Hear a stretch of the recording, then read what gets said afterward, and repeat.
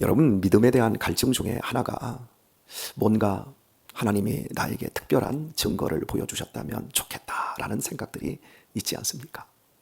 특별한 경험을 여러분은 믿음의 증거로 갖기를 원하고 계시지 않습니까?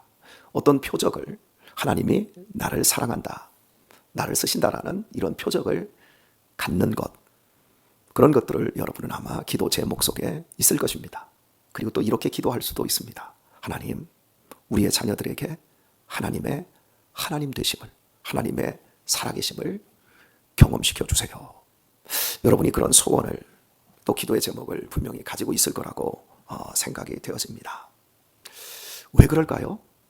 이유는 여러분이 아무리 보아도 하나님의 그 존재를, 이게 하나님이다 라고 하는 것을 볼 수가 없기 때문일 것입니다. 우리가 깊이 오늘 본문을 생각해 보아야 할 내용입니다. 읽은 본문은 너를 위하여 어떤 우상도 만들지 마라, 이런 권면인데, 이것은 사실 출애굽기 20장에서 하나님께서 이스라엘 백성들에게 10가지 계명을 주실 때 두 번째 계명으로 너를 위하여 우상을 만들지 말되 하늘에 있는 거나 땅에 있는 거나 땅 위에 있는 거나 땅 속에 있는 거나 물 속에 있는 거나 그 어떤 형상으로도 하나님을 만들지 마라, 이 말씀을 다시금 신명기에서 풀어서 해석하여 주고 있는 말씀입니다. 신명기의 위치는 세대 교체의 위치라고 말씀을 드렸습니다. 광야 세대 40년이 흘렀습니다. 그리고 이제 요단강 앞에서 건너기만 하면 정복전쟁 시대가 시작이 되어집니다. 바로 그 분기점에서 아주 어수선한 환경 속에서 하나님께서는 모세에게 너는 이제 저 땅을 못 건너간다, 여호수아에게 너의 사명을 맡겨라, 그리고 저 땅에 들어가게 되거든 그들이 그 땅에서 잘 살 수 있는 길로서 하나님의 말씀을 지키라고 명령해야 된다. 규례와 법도를 지키라고 가르쳐야 된다. 하나님의 말씀을 가감하지 말라고 주의시켜 줘야 된다. 하나님 말씀 외에 너의 생각을 덧붙이지도 말고 너의 생각으로 하나님의 말씀을 빼지도 말아야 된다. 그 땅에 들어가게 되면 온 음란한 것, 너희를 기쁘게 하고 즐겁게 하고 행복하게 할 것 같은 바알부올의 우상들이 넘쳐나는데 바알부올 사건을 기억하면서 자기 자신을 잘 지켜야 한다. 이 말씀을 너희 아들들에게 가르쳐야 된다. 이 말씀을 최소한 너희 손자들에게 가르쳐줘야 한다. 여기까지 우리가 보았던 말씀이었습니다. 그리고 오늘 본문이 어떻게 이어지고 있는가 하면 10절에서 장소 문제를 한번 거론을 합니다. 네가 호렙산에서 네 하나님 여호와 앞에 섰던 날에 여호와께서 내게 이르시기를 나를 위하여 백성을 모으라. 내가 그들에게 내 말이 들려서 그들로 세상 사는 날 동안 나 경외함을 배우게 하며 그 자녀에게 가르치게 하려 하노라 하시매 너희가 가까이 나와서 산 아래 서니 그 산에 불이 붙어 화염이 충천하고 유암과 구름과 흑암이 덮였는데, 자, 장소 문제를 얘기합니다. 이게 지금 이스라엘 백성들이 출애굽한 이후 시내산 앞에 3개월 만에 도달했을 때 거기에서 하나님과 계약 관계를 맺고 10계명의 두 돌판을 받지 않습니까? 그 지금 사건을 하나님께서 모세에게 이야기를 하시면서 이걸 그대로 저 가나안 땅에 들어가 정복 전쟁을 해야 될 후손들에게 증거하라고 말씀하고 있는 겁니다. 자, 그리고 15절을 보면 여호와께서 호렙산 화염 중에서 너희에게 말씀하시던 날에 다시 한번 이야기를 하고 있습니다. 장소 문제를 다시 한번 거론하고 있습니다. 이어서 보면 여호와께서 호렙산 화염 중에서 너희에게 말씀하시던 날에 너희가 아무 형상도 보지 못하였은즉 너희는 깊이 삼가라 말합니다. 자, 여러분, 아무 형상도 보지 못했다, 이걸 지금 강조해주고 있는데 12절도 봅니다. 끝부분에 보게 되면 처음부터 보겠습니다. 여호와께서 화염 중에서 너희에게 말씀하시되 그 음성뿐이므로 너희가 그 말소리만 듣고 형상은 보지 못하였노라 말합니다. 두 번 강조되고 있습니다. 예수님께서 진실로 내가 너희에게 이르노니 중요한 말씀을 할 때 진실로라는 말씀을 씁니다. 그리고 너무나 중요한 말씀을 할 때 내가 진실로 너희에게 이르노니 이렇게 표현을 합니다. 그런 것처럼 본문에서 호렙산이라는 장소를 2번 언급을 하시고, 그리고 그 호렙산에서 너희들은 무시무시한 걸 봤다. 하늘에 빽빽한 구름을 보았고 산이 진동하는 걸 보았고 화염이 불타는 어마어마한 것들을 너희가 보았다.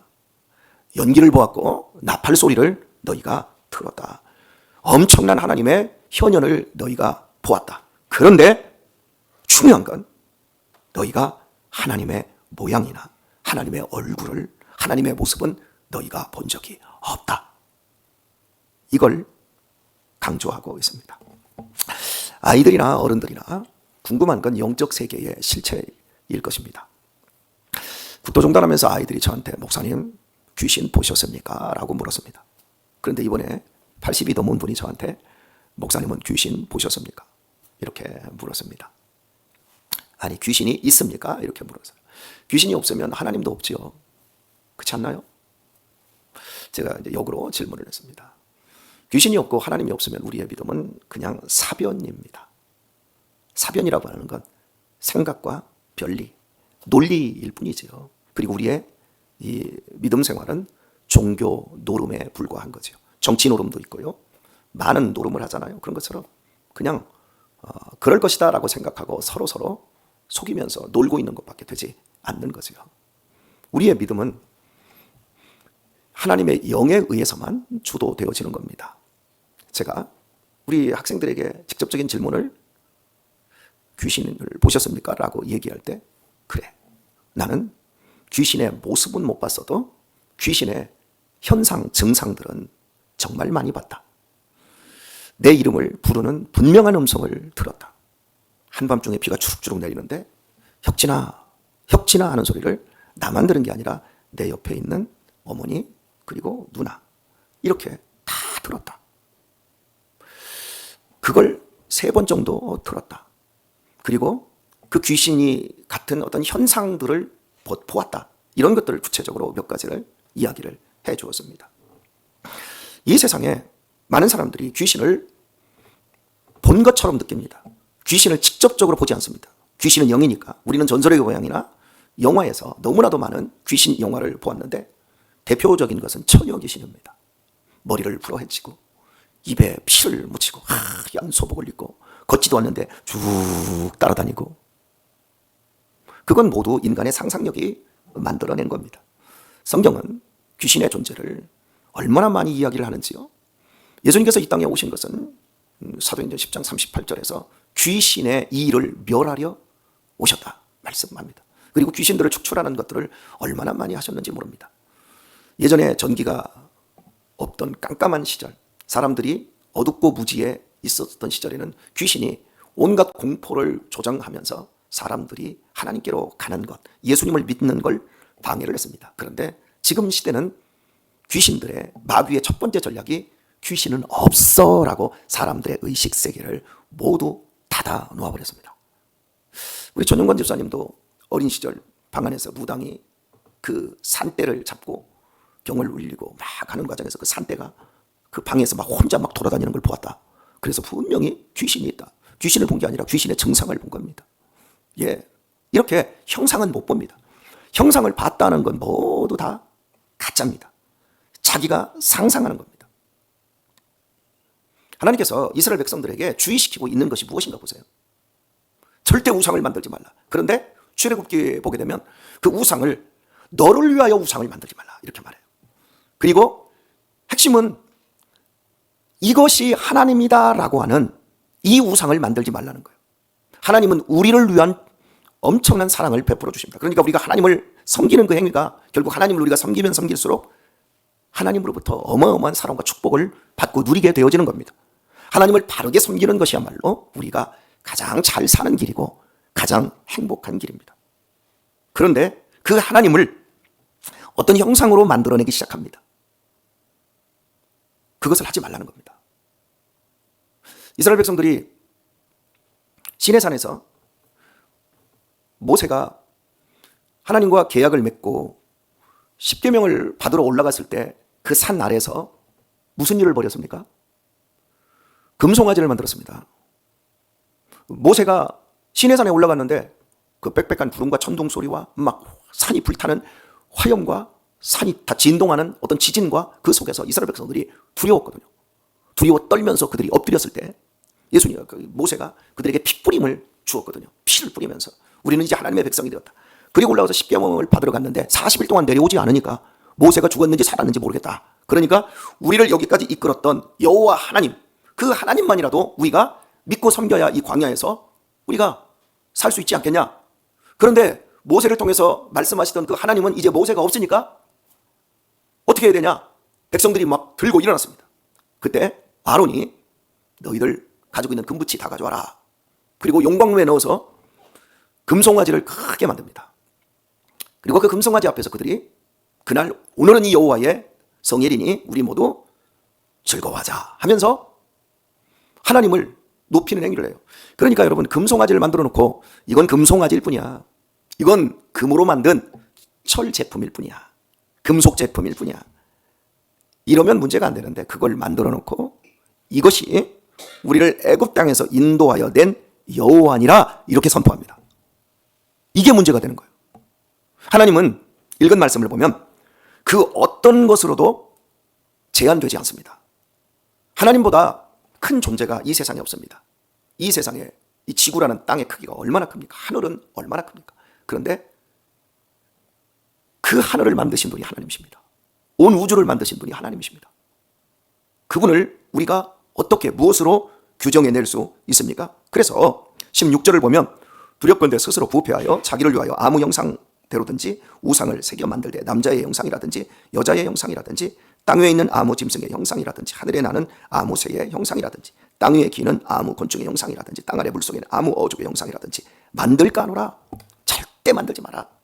삼가하라. 조심하라는 거지요. 조심하는데 특별히 조심하라는 거지요. 그리고 스스로 부패하여 자기를 위하여 아무 형상이든지 만들 가능성이 너무너무 높은 사람.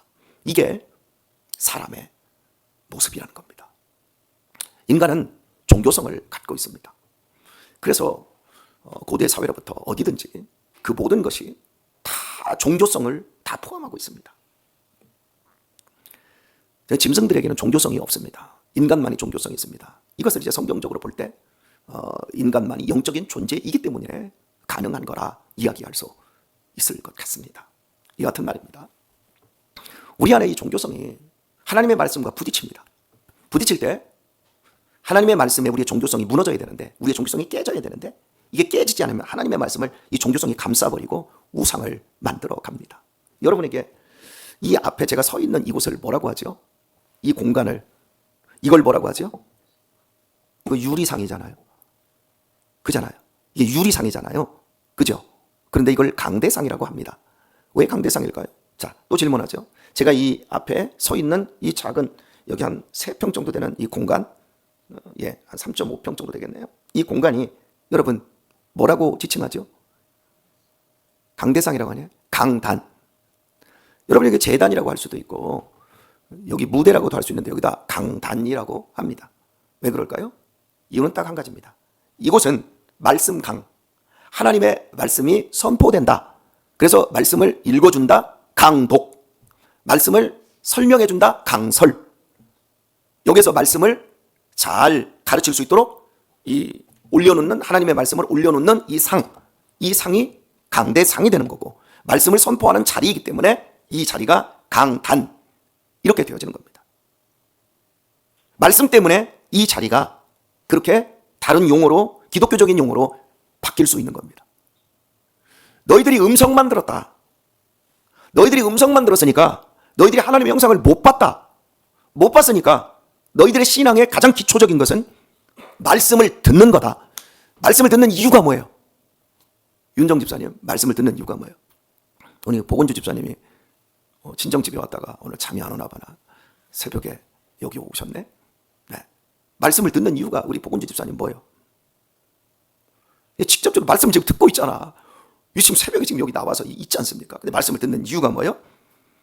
깨닫고 하나님의 말씀대로 살라고요. 제가 깨닫고 하나님의 말씀대로 살라고 했습니다. 여러분이 말씀을 안다고 하나님의 말씀대로 삽니까? 깨달은 것만 삽니다. 말씀이 그냥 주어졌다고 말씀을 듣는 게 아닙니다. 들려야 듣습니다. 깨달아야 됩니다. 아, 이거 손해네. 야, 여기에 살 길이 있네. 아, 해봐야지. 내 자신이 깨지고 부서지고 말씀 앞에 박살내지 않고는 하나님의 말씀대로 안 삽니다. 참 우리 교회에 집사님들, 권사님들 가운데서도 말씀에 깨져보지 않은 사람들이 많아요. 말씀에 나를 깨져봐야, 깨달아봐야 내 안에 있는 우상이 무너집니다. 온갖 우상을 다 만듭니다, 여러분. 침례교 신학대학의 정재용 교수가 쓴 종교신학이라고 하는 책에 보게 되면 아주 재밌는 내용이 나와요. 모든 종교인들을 이렇게 가지고 실험을 했어요. 불교인들도 그렇고 이슬람도 그렇고 다, 천주교인도 그렇고 기독교인도 해가지고 당신이 믿고 있는 신에 대해서 그 신앙과 종교라는 이름을 다 빼고 당신이 믿는 신에 대해서 이미지를 한번 얘기를 한번 해봐라. 이렇게 얘기했어요. 그랬더니 불교는 거의 일치합니다. 자기들이 믿는 부처에 대한 그 어떤 상이 일치해요. 왜? 그들은 똑같은 걸 보니까 뭘 봐요? 씩 웃으면서 살 도톰하게 쳐가지고 이러고 있잖아요. 그러니까 부처님의 이미지는 자유롭고 자비가 충만하고 편안하고 우리에게 마음에 안정을 주시는 분. 이렇게 거의 일치해요. 그런데 기독교인들은 믿는 하나님을 똑같은 공간에서 똑같은 목사에 의해서 설교를 듣고 똑같은 점심밥을 먹고 똑같은 신앙생활을 하는데 믿는 하나님에 대한 상이 얼마나 다르냐면 믿지 않는 사람들보다 더 많이 다르다는 거예요. 지금 우리도 똑같은 지금 설교를 들어요.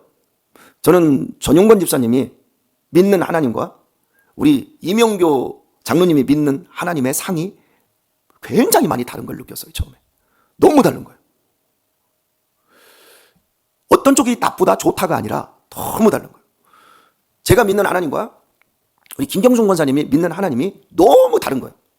처음에 그걸 굉장히 많이 느꼈어요. 근데 지금은 많이 비슷해지고 있는 걸 느껴요. 신영순 권사님하고 제가 믿는 하나님, 근데 신영순 권사님하고 이진영 권사님이 믿는 하나님이 똑같은 우리 성경을 읽고 똑같은 말씀을 듣는데 두 분이 믿는 하나님이 굉장히 다른 형상을 갖고 있다는 걸 느꼈어요. 여러분들은 안 그런 줄 아세요? 굉장히 다르다는 거 아세요? 우리 안에는 우상 공장이 들어있습니다. 우리 자체가 우상입니다. 사람의 마음, 예레미야가 말합니다. 심히 부패하고 거짓돼요. 깨끗하지 않습니다.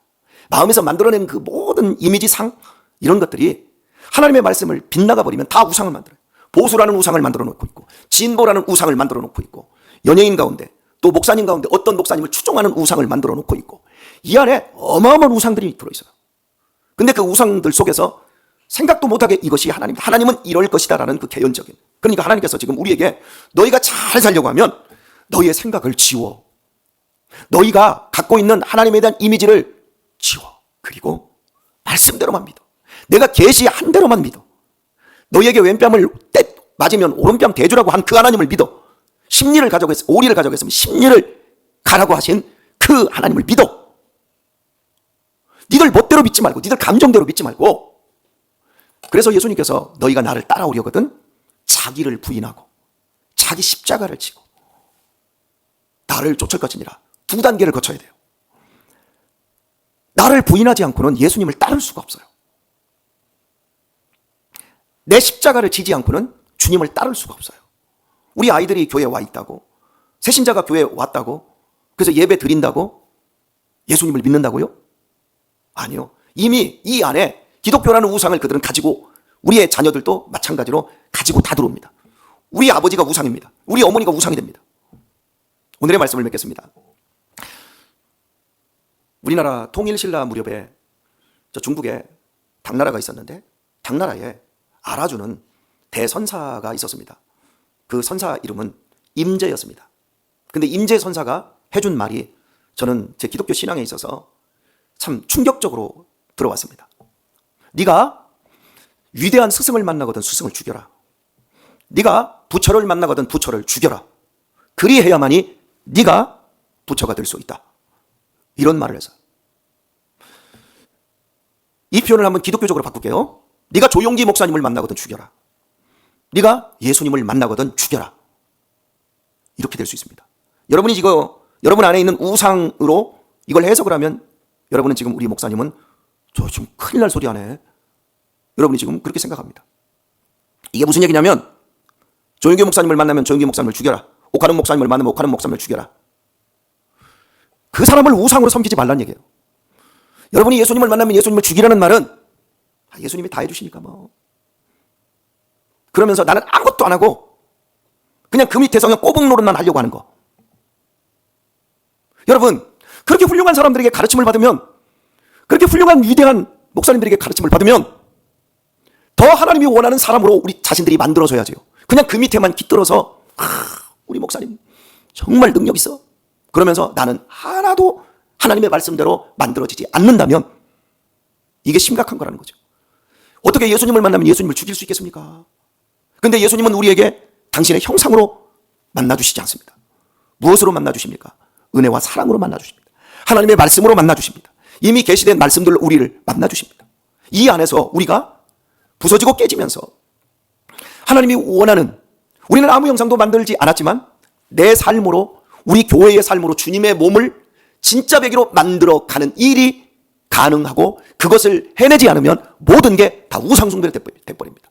건물 크게 져놓고 조직 크게 갖춰놓고 하나님이 우리와 함께 하십니다. 그런데 거기에서 무슨 사람들이 살아나고 세상을 변화시키는 역사들이 얼마나 많이 일어납니까? 우리 자신들을 다시 한번 돌아보시고 우리가 우상숭배자가 아닌 정말 예수님의 형상을 만들어내는 그런 사람들로 말씀되는 그런 삶을 만들어내는 우리 귀한 성도님들 다 되실 수 있기를 예수님의 이름으로 축원드립니다.